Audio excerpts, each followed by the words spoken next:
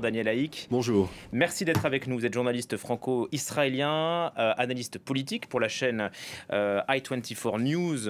Et vous avez sorti donc ce livre, Samedi rouge, les survivants des massacres du 7 octobre 2023 témoignent. Prise de conscience, impératif en finir avec le terrorisme, le disait Stéphane Amar. Qu'est-ce que cette journée du 7 octobre évoque pour vous et pour les Israéliens ? Écoutez, ça marque un nouveau tournant, mais je dirais un tournant extrêmement important dans la perception que les Israéliens ont du conflit israélo-palestinien. Il y a des symboles qui sont incontournables. Le Hamas, les Israéliens, vous savez, on a dit à de multiples reprises que les Israéliens sont des occupants, occupés là, par exemple la Cisjordanie. L'État d'Israël s'est retiré unilatéralement de la bande de Gaza en 2005. Israël s'est retiré unilatéralement du Sud-Liban en 2000. De ces deux endroits d'où Israël s'est retiré unilatéralement, eh bien, ce sont des terroristes, les sunnites du Hamas au sud, les chiites du Hezbollah au nord, qui sont venus à l'intérieur du territoire israélien pour attaquer Israël.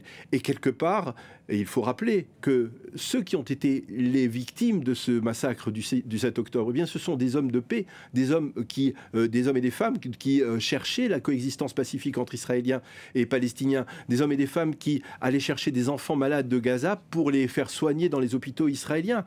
Et donc, pour les habitants des kibboutz notamment. Je parle des habitants des kibboutz qui ont été massacrés.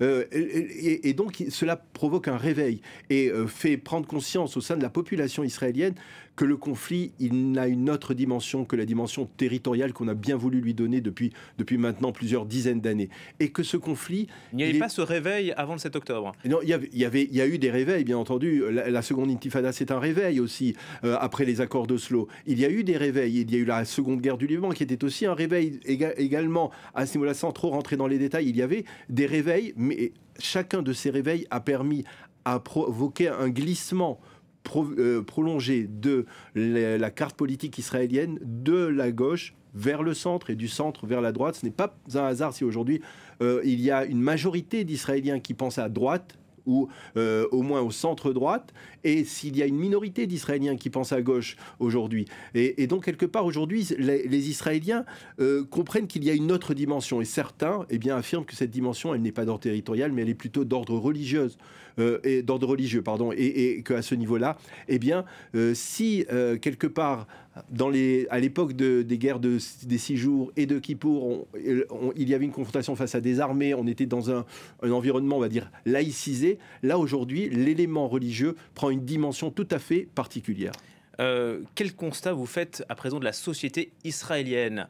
Un an après, on va venir aux témoignages que vous avez recueillis, qui sont très forts, de rescapés, de policiers aussi, ou de civils qui ont fait face au Hamas en ce 7 octobre. Mais la société israélienne, elle dit quoi aujourd'hui ? Est-ce qu'elle est encore unie, comme on l'a vu après le 7 octobre, ou est-ce que cette unité nationale, elle s'est défaite au fil de la guerre ? Alors, la société israélienne, elle est toujours traumatisée, comme l'a dit Stéphane, elle est toujours traumatisée, en particulier dans ces journées de commémoration. Mais il ne faut pas oublier que tout de suite après la guerre, tout de suite après le 7 octobre, les Israéliens se sont mobilisés. Ils ont fait montre de résilience. Et c'est, on va dire, quelque part un peu dans l'ADN, si je puis dire, du peuple juif ou de l'État d'Israël, des habitants de l'État d'Israël, de faire montre de résilience. Ce qui s'est passé à une autre échelle, bien entendu, et comparable à ce qui s'est passé pendant la Seconde Guerre mondiale. Et après la Seconde Guerre mondiale, les Israéliens auraient pu s'apitoyer sur eux-mêmes, sombrer dans le désespoir. Au contraire, ils ont reconstruit un État, ils ont construit un État d'Israël tel qu'il s'est développé, on l'a vu au cours des 75 dernières années. Et donc là aussi, quelque part, il y a une volonté des Israéliens, d'abord, de se débarrasser de ces menaces. On comprend que ce sont des menaces quasiment existentielles. Le Hamas, aujourd'hui, s'il y avait des élections dans les territoires palestiniens, s'il y avait des élections dans la bande de Gaza, le Hamas l'emporterait largement. Et donc il est impossible pour la majorité, l'immense majorité des Israéliens de dire on négocie avec nos ennemis. On négocie certes avec des ennemis quand ils ont décidé d'arrêter la guerre, mais pas quand ils ont provoqué le plus grand massacre depuis la fin de la Seconde Guerre mondiale. Et c'est pour cette raison que vous le dites dans le livre, les Israéliens ne veulent pas pour l'instant la création d'un deuxième État palestinien. Les Israéliens ne comprennent vraiment pas ce qui se passe en Europe. Pourquoi en Europe on a refait surgir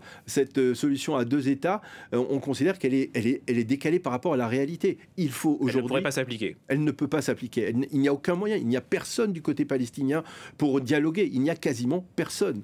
Et si aujourd'hui Mahmoud Abbas ne tient qu'à un fil, grâce encore en particulier à des forces israéliennes, eh bien, si Mahmoud Abbas n'était pas là, le Hamas serait au pouvoir dans la Cisjordanie et on se retrouverait avec des potentiels scénarios comme celui du 7 octobre, également à quelques kilomètres de Tel Aviv. Comment les Israéliens appréhendent ce qui est en train de se passer dans la bande de Gaza depuis le 8 octobre, hein, puisque la riposte israélienne est venue le lendemain, 42 000 morts d'après le Hamas. Est-ce que c'est pas vécu comme une réponse disproportionnée?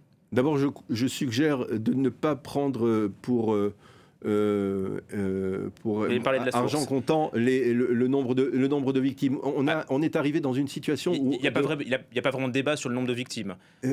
Ah oui, il y a un débat, parce que si les seules données sont fournies par le Hamas, le Hamas n'est pas crédible, on est d'accord là-dessus, on ne peut pas considérer un mouvement terroriste qui a commis les actes qu'il a commis comme crédible. Et donc il faut essayer de trouver d'autres données qui soient peut-être plus crédibles. Et aujourd'hui, je crois qu'il l'armée israélienne ne permet pas aux journalistes d'entrer dans la bande de Gaza, c'est bien le problème. Et oui, mais on est retourné dans une situation où, en fait, on a le sentiment que le victime, l'État d'Israël, du 7 octobre, est devenu le coupable d'actes, on va dire, d'actes contre des civils palestiniens. Or, ce que je peux dire par connaissance de la situation, c'est que les Israéliens, les soldats israéliens ne tirent pas délibérément sur les civils palestiniens. Par contre, le Hamas, lui, effectivement, se sert de ses propres civils palestiniens comme bouclier humain. Il n'a que faire.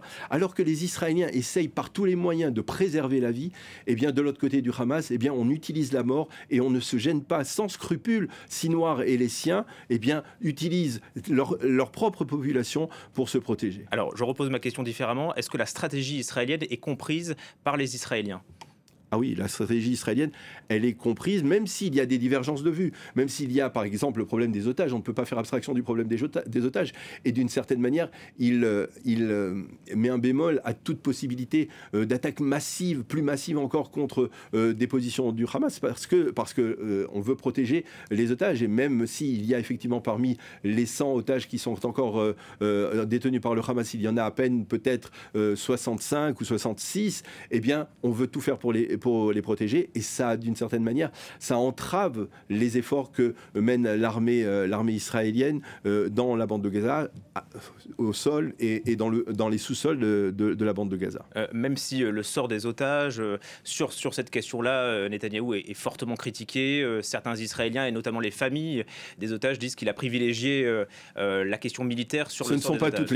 Ce ne sont pas toutes les familles. Il y a des avis divergents. On est dans une démocratie, la démocratie israélienne. Il y a des familles d'otages qui pensent comme Binyamin Netanyahou que plus la pression militaire sera intense, plus il sera facile de conclure un accord avec Sinwar, que Sinwar ne comprend que la force. Et ça, je crois que c'est un principe que les Israéliens commencent peu à peu à comprendre, même s'ils ne voulaient pas le comprendre. Ce n'est que par la force que l'on pourra imposer la présence de l'État d'Israël. Vous savez, il y a le leader de la droite nationaliste, il y a 100 ans, Vladimir Jabotinsky avait écrit un livre qui s'appelait le mur de fer. Il prônait la force de dissuasion à outrance. Il disait que dans cet espace qui est un espace de l'islam, eh bien, une entité juive n'a une chance de vivre que si elle prouve à ses voisins, eh bien, qu'elle sera indestructible. Et donc, c'est une force de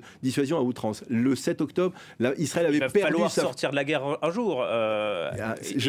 Vous savez, il faut, bien entendu, il faut sortir de la guerre. Nous ne souhaitons pas la guerre, Israël ne souhaite pas la guerre, mais quand on a face à soi des ennemis qui sont aussi cruels que le Hamas, aussi machiavéliques que le Hezbollah, eh bien, je crois que parfois, il faut mettre de côté la solution d'une paix, on va dire, une paix bisounours comme ça, où il pourrait y avoir avoir des compromis territoriaux, ce n'est plus d'actualité. Et ce n'est pas moi qui le dis, ce sont des gens qui étaient des partisans du dialogue entre Israéliens et Palestiniens et qui sont sortis, on va dire, d'une certaine illusion. Dès le 8 octobre, Benjamin Netanyahu disait l'objectif c'est d'éradiquer le Hamas dans la bande de Gaza. Le Hamas, la branche militaire du Hamas serait vaincue, c'est ce que dit l'armée israélienne. Quand on voit que le Hamas continue de tirer des roquettes sur Tel Aviv, on se demande si l'état-major israélien a raison.